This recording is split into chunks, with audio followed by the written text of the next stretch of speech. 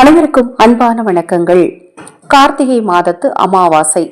இந்த அமாவாசை நாளில் பார்த்தீங்கன்னா மாதத்தின் கடைசி நாளில் வந்திருக்கு 30/11/2024 கார்த்திகை அமாவாசையும் சனிக்கிழமையும் கூடி வரும் நாளில் இரவு தூங்கும் முன் நீங்கள் தூங்கும் இடத்தில் உங்கள் தலையணைக்கடியில் இதை வைத்து கொண்டு உறங்குங்கள். இதனால் பார்த்தீங்கன்னா உங்களுக்கு நேர்மறை ஆற்றல் சக்தி பெருகும், எதிர்மறை ஆற்றல் நீங்கும், கர்ம வினை தீரும், தெரிந்தும் தெரியாமலும் செய்த பாவம் கூட நிச்சயமாக நீங்குங்க. இதை யார் செய்யக்கூடாது அப்படின்னு பார்த்தீங்கன்னா மாதவிலக்காக இருந்தீங்கன்னா செய்யக்கூடாது. அதே போல் பிறப்பு இறப்பு தீட்டுக்கு போயிட்டு வந்திருந்தீங்கன்னா செய்யக்கூடாது. அசைவ உணவுகள் சாப்பிட்டவங்க கண்டிப்பாக செய்யக்கூடாது.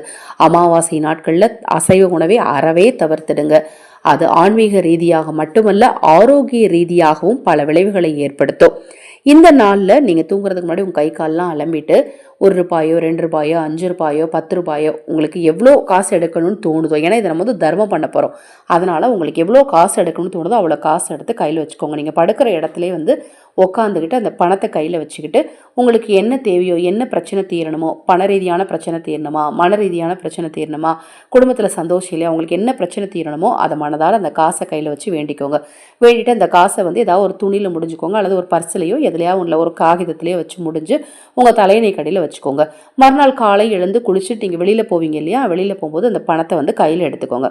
மறுபடியும் சொல்கிறேன், ₹1 ₹2 ₹5 எவ்வளோ சாத்தியமோ, நீங்கள் எவ்வளோ தர்மம் பண்ண நினைக்கிறீங்களோ அவ்வளோ பைசாவை நீங்கள் கையில் எடுத்துகிட்டு போங்க. அதை எடுத்துகிட்டு போய் வெளியில் இல்லாதவர்களுக்கு, அதாவது ஆதரவற்றவர்களுக்கு அந்த காசை கொண்டு போய் கொடுத்துடணும்.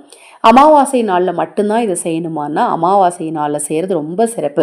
தினந்தோறுமே இரவு தூங்குறதுக்கு முன்னாடி ஒரு ₹1 ₹5 உங்கள் தலையணை கடையில் வச்சுட்டு மறுநாள் நீங்கள் வெளியில் போகும்போது முதல்ல அதை கொண்டுட்டு போய் யாராவது இல்லாதவங்ககிட்ட கொடுத்துட்டு போய் நீங்கள் உங்கள் வேலையை ஆரம்பிச்சிங்க அப்படின்னா அந்த வேலையில் கண்டிப்பாக காரியத்தடை அப்படிங்கிறது நிச்சயமாக இருக்காதுங்க. இந்த தகவல் நிச்சயமாக உங்களுக்கு பயனுள்ளதாக இருக்கும்னு நினைக்கிறேன். இது போன்ற எண்ணற்ற தகவல்களை தெரிந்து கொள்ள நமது சேனலை சப்ஸ்கிரைப் பண்ணிக்கோங்க. அனைவருக்கும் எனது அன்பு வணக்கங்களை கூறி இந்த பதிவை நிறைவு செய்து கொள்கிறேன்.